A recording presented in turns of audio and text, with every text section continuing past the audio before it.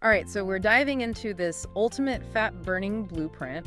I have to say, it's a pretty interesting mix of diet advice, health claims, even some kind of out there stuff about how our bodies deal with food. Yeah, it's definitely, it's got a lot going on. One thing I found really interesting is how they frame the whole weight loss thing. Like, they're really big on this systems over goals idea. Yeah, that caught my eye too. You know, I've tried so many diets over the years, and it always feels like I'm just sprinting towards the finish line, Right, exactly. only to end up right back where I started.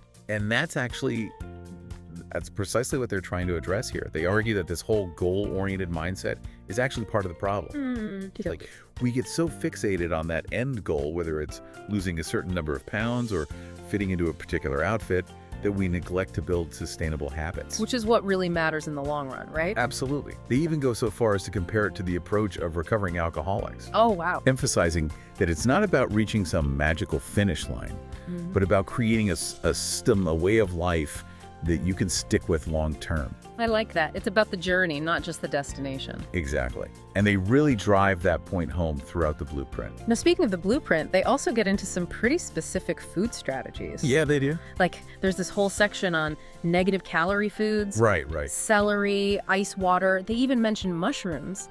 Are they seriously suggesting that you can just load up on these things and, like, watch the pounds melt away? Well, it's a bit more nuanced than that. I mean, the term negative calorie foods itself is definitely debated in the scientific community. Right. But the principle they're tapping into here, the concept of thermogenesis, that's legit. Break that down for me. What? Thermogenesis, basically it refers to the energy our bodies expend to digest food. Oh. So okay. some foods, particularly those that are high in fiber and wire content, Yeah. especially when eaten raw, they actually require more energy to process than they provide. So you do end up with a slight calorie deficit. Exactly. And that's what they're highlighting with these so-called negative calorie foods. So it's not exactly a free pass to exist solely on celery sticks, then? Definitely not. And they're very clear about that in the blueprint. It's not about subsisting on these foods exclusively. Right. It's about incorporating them strategically within a balanced diet. Gotcha. So it's about making smart choices within a larger framework, not relying on miracle foods. Precisely. It all circles back to that systems-based approach they emphasize. Now, they also dedicate a good chunk of time to the fatty liver cleansing lemonade. It all feels a bit gimmicky, even if they are talking about an important organ. You're not wrong. The liver often gets overlooked when people think about weight loss, but it plays a much more crucial role than we often realize. Yeah, I'll admit I don't know much about it. It's essentially the metabolic powerhouse of the body. It filters toxins, produces bile for digestion, and plays a key role in regulating our metabolism. Okay, so when they talk about things like fatty liver, what are they actually referring to? Basically, it's a condition where excess fat builds up in the liver, and this can, over time, impair its ability to function properly. And that can impact our overall health, not just our weight. Exactly. And that's something they highlight really well in the blueprint. So even though the whole liver cleansing lemonade thing might sound a bit trendy, A little bit. their emphasis on reducing processed foods, sugar, and alcohol, those are all things that can actually support liver health, right? Absolutely. They're spot on with that. So it's less about magic lemonades and more about making choices that support our liver's natural ability to do its thing. Exactly. But you know what really caught my attention? Their focus on things like cortisol and nootropics. Oh, interesting. Tell me more. They seem to be saying that stress and lack of sleep can actually sabotage our weight loss efforts. Right, and it's not something a lot of people talk about, but it's a fascinating area where our mental and physical health really intersect. Yeah, it's a connection I hadn't really made before. The blueprint actually delves into how high cortisol levels, that's our stress hormone, can lead to increased fat storage and those intense cravings we're often trying to avoid. Wow, I had no idea there was such a direct link. Yeah, and that's where they bring in nootropics like L-theanine. Okay, now you're really losing me, nootropics. What are those? So nootropics are essentially substances that are thought to enhance cognitive function. Things like memory, focus, creativity. Oh, interesting. So like brain boosters. Exactly. Oh. And L-theanine in particular is a compound that's found naturally in green tea. Okay, so we're talking about the stuff that makes you feel all zen after a cup of tea. Precisely. It's known for its calming effects, its ability to promote relaxation without making you drowsy. Right. And the blueprint suggests that it can be really helpful for regulating cortisol levels, improving sleep quality, both of which, as we just discussed, are essential for weight management. That's fascinating. So we're not just talking about what we eat, but how we manage stress and prioritize sleep. It's all connected. Exactly.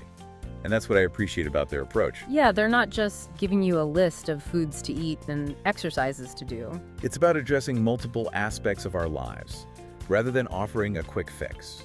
Now, they do mention that you should probably check with your doctor before adding any new supplements, right? They do, yeah. And it's always wise advice, especially with something like L-theanine, where dosage and individual responses can vary. Good point. Always better to be safe than sorry. Absolutely. But it's amazing how these seemingly unrelated factors, stress, sleep, what we eat, all play a role in our overall health and, in this case, our weight loss journey. It really underscores their point that it's about a system, a holistic approach, rather than just focusing on one thing in isolation. All right, so we've laid the groundwork, the importance of systems, the liver's role, that mind-body connection. Now let's get into the nitty-gritty of this ultimate fat-burning blueprint. What does it actually look like in practice? Let's dive into that right after this quick break. All right, so we're back and ready to dive into the specifics of this ultimate fat-burning blueprint.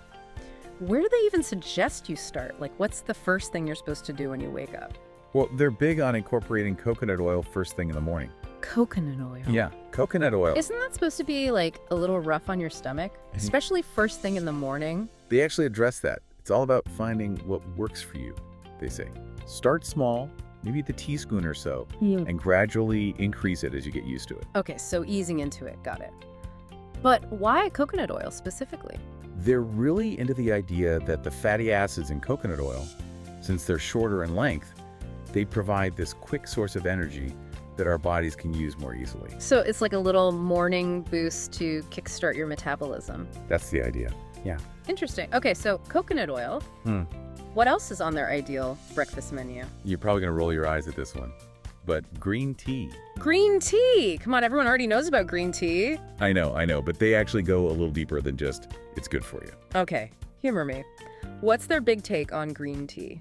They highlight its ability to suppress appetite and boost metabolism, which we already know, but they also get into the specific compounds in green tea, like EGCG polyphenol, which has been shown to actually enhance fat oxidation.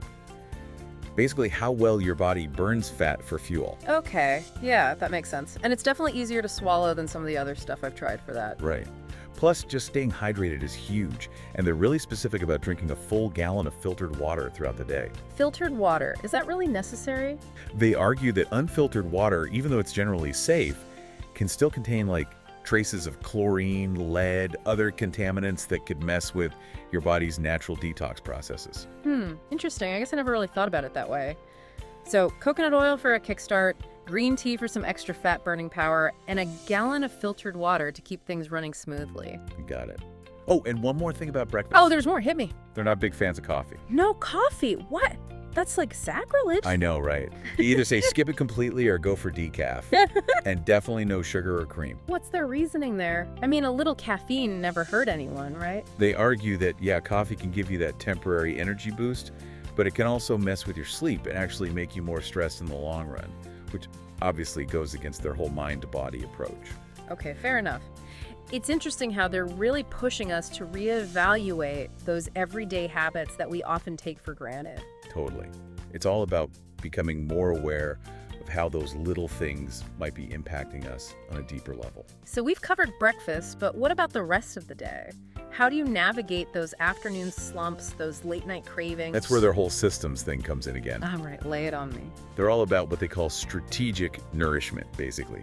Staying ahead of your hunger cues so you don't end up making bad choices out of desperation. Okay, that makes sense. It's so much harder to resist that bag of chips when your stomach's already growling. Exactly. They recommend eating something from their list of approved foods and beverages every 3-4 hours. Every 3-4 hours, that's a lot. Well, the key here is they don't want you to get to that point where you're absolutely ravenous. They even say set reminders on your phone if you need to. So it's more about being mindful and prepared than sticking to some rigid schedule. Exactly. And if you're not hungry after 3 hours, that's fine too. Okay, that makes it feel a little less intense. Yeah, it's all about tuning into your body and its signals. Now, what about those times when cravings do strike?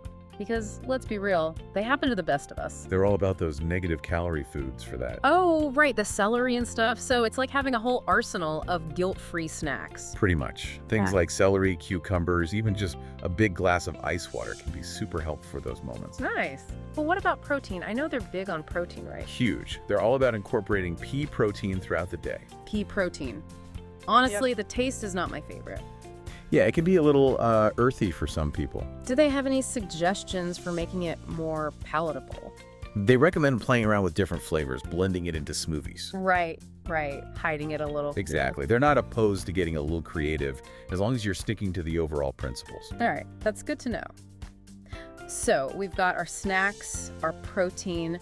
What about the whole liver cleansing aspect? That's where this lemonade thing comes in, right? You got it. Their liver cleansing lemonade is a big part of the blueprint. So what's the deal with this lemonade? Is it like a magic potion or something? Well, they're definitely big believers in its power. They basically took the Master Cleanse lemonade, you know, the one with cayenne pepper and all that, and modified it a bit. Okay, so a little less intense than a full-on cleanse. Exactly. Yeah. They swapped the maple syrup for stevia to cut down on the sugar. Gotcha. So it's still got that whole detoxifying thing going on, but a little gentler on the system. Precisely. And less likely to spike your blood sugar, which is key. Okay, so we're nourishing our bodies, sipping on our liver cleansing lemonade. But what about the mental game? They touch on stress earlier, but do they actually give you any tools for dealing with it? Like when you're stressed out and about to reach for that pint of ice cream? They're all about exercise for that. Exercise, really? Especially interval training. Interval training, that sounds kind of intense. Well, they say it doesn't have to be crazy intense. It's all relative, right? True. Even just adding in some short bursts of faster walking can make a difference. So it's about getting that heart rate up, even if it's just for a little bit. Exactly. And they say those short bursts are actually more effective at torching calories and regulating those stress hormones. Interesting. So it's not necessarily about spending hours at the gym, but about incorporating those strategic bursts of activity. Exactly. Oh, and they're huge on sleep, too. Sleep. Tell me something I don't know. I know everyone always says to get more sleep, but they actually connect it back to the whole cortisol thing. Right, because when you're sleep deprived, your stress levels go up, and then you're more likely to crave those unhealthy comfort foods. It's a vicious cycle. They even suggest avoiding screens for an hour before bed to minimize that blue light exposure. Okay, that one's actually practical. I can get behind that. Me too. And then, of course, they have their relaxation recommendations. Like what? Give me the good stuff. Think gentle yoga, meditation, a warm bath. Okay, those all sound pretty doable. Not exactly groundbreaking, but definitely helpful reminders. Exactly. They're not trying to reinvent the wheel, just give you practical tools to implement. Makes sense. But what happens when you mess up? Everyone messes up, right? Exactly. Life happens, you have a bad day, you reach for the pizza. What do they say about those inevitable slip-ups? They're surprisingly understanding about it, actually. They acknowledge that no one's perfect and that these things are going to happen. Okay, that's good to hear, because I know I've definitely felt like a failure after falling off the wagon with other diets. Well, they're big on not letting those slip-ups derail your entire progress. So it's not about beating yourself up, but about getting back on track. Precisely. They even say that sometimes just experiencing those negative effects of an off-plan meal, like feeling bloated or sluggish, can be a good reminder of why you're making healthier choices in the first place. True, sometimes you need that little reminder. So we've covered a lot, the food, the mindset, even those inevitable slip-ups. But they also talk about some of the changes people might experience while they're following the blueprint, right? Yeah, they do. Like physically, how you might feel. Okay, fill me in. What kind of changes are they talking about? Well, they mentioned that some people experience more frequent trips to the bathroom, especially in the beginning. Oh, okay. Not the most glamorous topic, but important nonetheless. Why would that happen? They chalk it up to the body adjusting to the higher intake of certain foods, like the coconut oil we talked about, and the increased fiber from all the veggies. Right, it makes sense that our bodies would need a little time to adapt. Exactly. And they emphasize that it's usually temporary. That's good to know. Anything else? What about energy levels? I feel like that's always a big one when it comes to diets. You're right. And they actually suggest that as your body gets better at burning fat for fuel, you might experience a noticeable surge in energy and focus. Okay, now that's something I can get behind, but do they back it up with, like, any science? They argue that the typical Western diet, with all the processed foods and sugar, it kind of overloads our digestive systems and leads to those energy crashes we all feel. Right, that makes sense. It's like we're constantly working overtime to process all that junk. Exactly.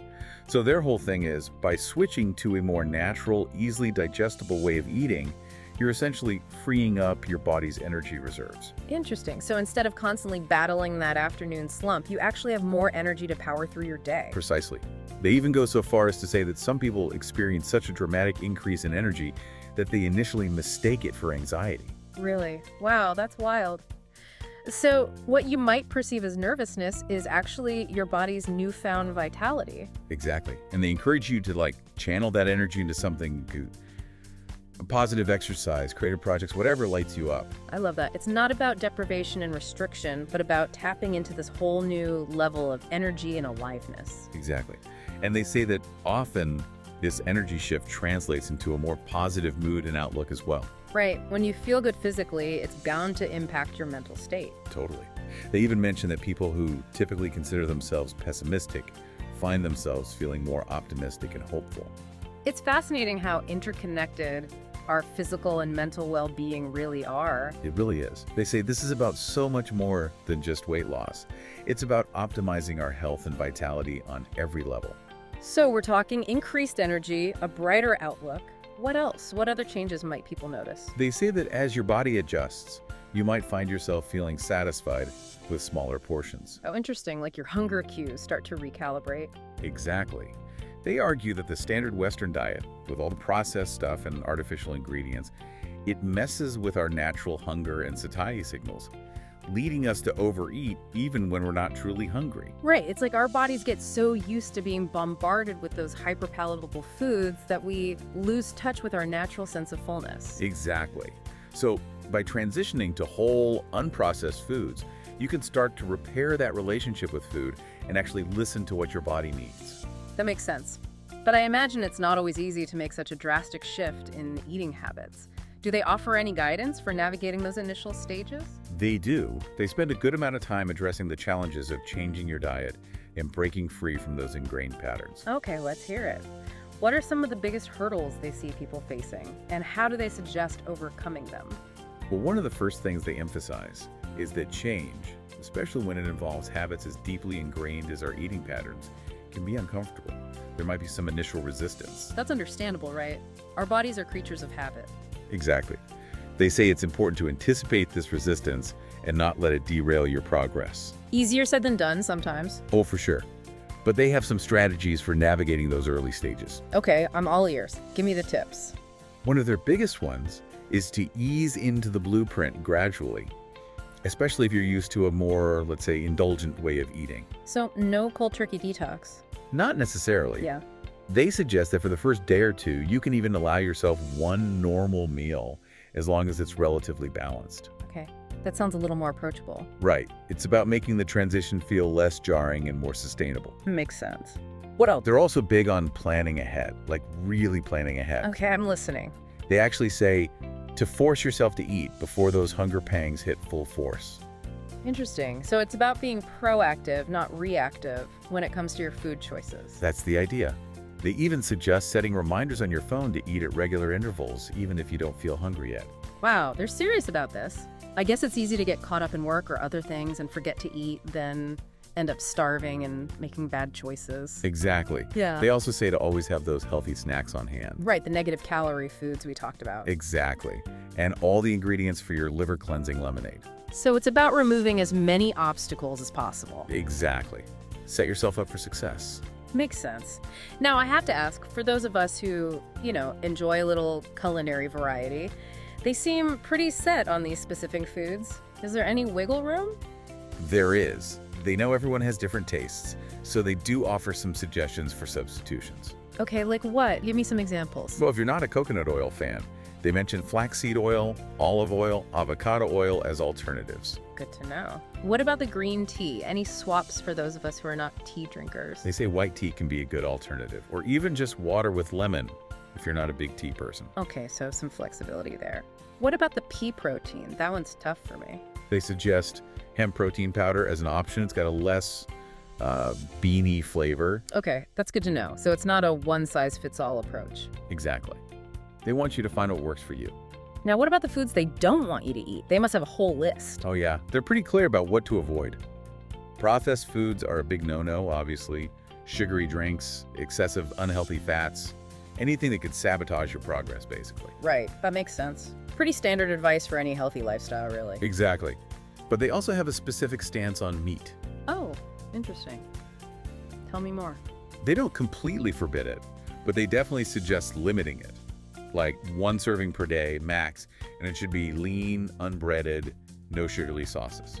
So they're encouraging people to be more mindful of their meat intake. Exactly. Their focus is on providing your body with the most easily digestible, nutrient-dense foods to optimize that fat-burning process. Okay, so it's not about rigid rules, but about understanding the why behind their approach. Now, they also talk a lot about listening to your body throughout this process, right? Huge emphasis on that. They're all about paying attention to how you feel physically and mentally, and adjusting as needed. That makes sense. Everybody is different. Exactly. One size does not fit all. So they're encouraging people to find what works best for them within the framework of the blueprint.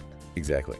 They even say it's okay to take breaks from time to time, especially after you've completed the initial 10-day period. Wait, really? They're okay with you taking breaks? They are. They figure life happens and sometimes you need a little break. I like the sound of that. So it's not about being perfect, but about finding a sustainable way of eating that you can stick with long term. Exactly. They recommend a break of 4 or 6 weeks after the initial 10 days. And during that time, you can gradually reintroduce other healthy foods back into your diet. So it's like hitting the reset button, giving your body a chance to recalibrate. Exactly. And then you can decide how you want to incorporate the principles of the blueprint into your life moving forward. That's awesome. They're not trying to lock you into some crazy restrictive plan forever. Nope, it's all about finding what works for you and your lifestyle. This is great. I'm really starting to see the appeal of this whole blueprint thing. It's so much more than just a diet. It's about adopting a whole new mindset. Exactly. And they really drive that point home in their section on the mental and emotional aspects of weight loss. Oh, right. They talk a lot about mindset, don't they? What's their take on that whole thing? Well, they dedicate a whole section to what they call getting your mind right before you even start the blueprint. Okay, interesting. Like mental preparation. Exactly. They argue that if your head's not in the game, even the most effective diet plan is likely to fail. Right, because so much of this is about willpower and making conscious choices. Exactly. And they emphasize that this mental preparation isn't a one-time thing, it's an ongoing process. So it's about cultivating a supportive inner dialogue throughout the entire journey. Exactly. And they offer a bunch of suggestions for how to do that. Like what? Give me some examples. Well, one of their big ones is to actively seek out resources that resonate with you, books, podcasts, whatever, on topics like positive thinking and overcoming challenges. So it's about finding what motivates you personally. Exactly. They even suggest things like listening to motivational talks, practicing gratitude. Right, all those things that contribute to a more positive mindset. Exactly. They argue that the more we can shift our internal dialogue from self-criticism to self-compassion, the more successful we'll be. It's so true. Our thoughts have such a powerful impact on our actions. Absolutely. And they remind us that this is an ongoing practice. So it's not just about changing what you eat, it's about transforming your relationship with food and with yourself. Exactly. And they take it a step further by addressing those moments when your mind, rather than your body, is tempting you to stray from the plan. Oh, this is good. I think we've all been there. It's not even about being hungry, it's about wanting that comfort or that reward. Exactly. They actually dedicate a whole section to what they call the personal demon we can't help you conquer. Okay, that sounds kind of intense. What's the personal demon in this scenario? It's basically that voice in your head that tells you to just eat the cookie, even though you know you shouldn't. Oh, I know that voice all too well. It's sneaky. Right.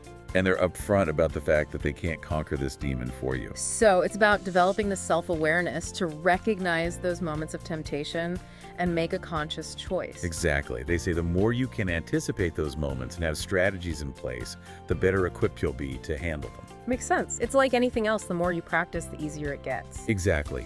And on a lighter note, they offer one last piece of advice that I found pretty funny. Okay, I'm intrigued. What is it? They're big on distractions, especially in the beginning. Distractions? Like what? Anything that keeps your mind occupied and out of the pantry, basically. They say when we have too much downtime, those are the times when those tempting thoughts tend to creep in. Oh, that's so true. Boredom is dangerous. Right. So they suggest filling your days with activities that you enjoy and that keep you engaged. Makes sense. So whether it's taking a walk, catching up with a friend, or finally tackling that pile of laundry, it's about finding healthy ways to stay distracted. Exactly. The goal is to create a life that's so fulfilling that you don't even have time to think about those unhealthy cravings. I love that. It's not about deprivation, it's about finding joy and purpose in other areas of your life. Precisely. They want you to focus on building a life you love in all its aspects. This has been amazing. I feel like they've really thought of everything. They have. And it's not just about the physical aspects of weight loss. They address the mental and emotional components as well. Exactly. They're not promising a quick fix. They're giving you a roadmap for lasting change. Which is so refreshing in a world of fad diets and quick fixes. Right. They're not just giving you the what to eat. They're also giving you the how and the why, which is so important for making those changes stick. Couldn't agree more. It's a holistic approach that addresses all aspects of well-being. I'm impressed. They really seem to have covered everything. But I do have one last question. They talk about this being a 10-day plan. But what happens after those 10 days are over? Like, how do you make those changes stick long term? That is the million-dollar question, and luckily for us, they have some thoughts on that too. We'll dive into their strategies for long-term success right after the break. All right, so we're back, and I'm ready to hear how this ultimate fat-burning blueprint thing is supposed to actually work long-term. Like, are we supposed to eat coconut oil and drink this lemonade forever? Not exactly. They actually dedicate a good chunk of the blueprint to what they call the art and science of cooking healthy. Okay, so they do acknowledge that there's more to life than just green smoothies and strategic snacking. Exactly. They want you to enjoy your food, but they also want you to understand how different foods impact your body. So what's their approach to, like, transitioning back to a more normal way of eating without undoing all the progress you've made? Well, they're really big on making whole unprocessed foods the foundation of your diet, even after those initial 10 days are over. Okay, so those principles stick around even when you're not, like, strictly following the blueprint. Right. They encourage you to experiment with different lean proteins, healthy fats, lots of fiber-rich vegetables. So it's about using what you've learned to create a sustainable way of eating that works for you. Exactly. It's not just a diet, it's a lifestyle shift. And speaking of lifestyle, what about the mental side of things? They talk a lot about mindset and how important that is, especially in those early stages. But how do they recommend you maintain those positive changes long term? One thing they emphasize is staying aware of those personal demons we talked about earlier, those tempting thoughts that can sabotage your progress. Right, because those don't just disappear after 10 days. Exactly. So they remind you to keep those strategies handy, planning ahead, having healthy snacks ready, setting reminders to eat at regular intervals.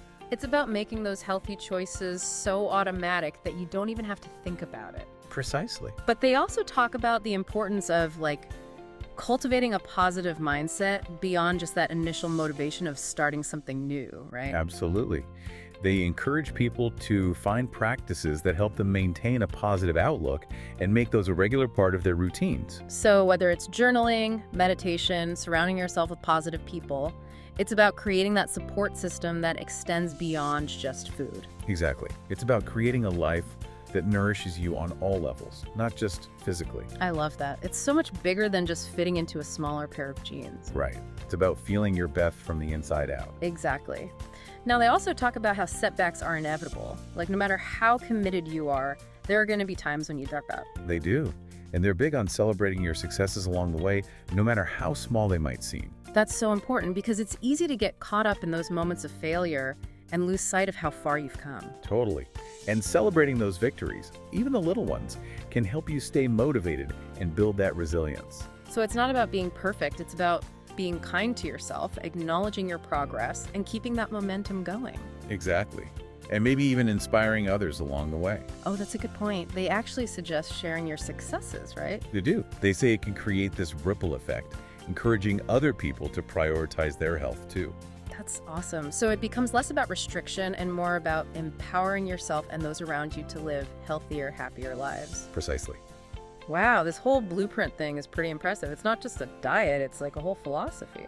Right. They've really thought of everything, the physical aspects, the mental and emotional components, the long-term sustainability. I feel like they've given us so much to think about, and honestly, I'm feeling really inspired to start incorporating some of these principles into my own life. Me too. And hey, even if you don't agree with every single thing in the blueprint, you got to give them credit for their holistic approach.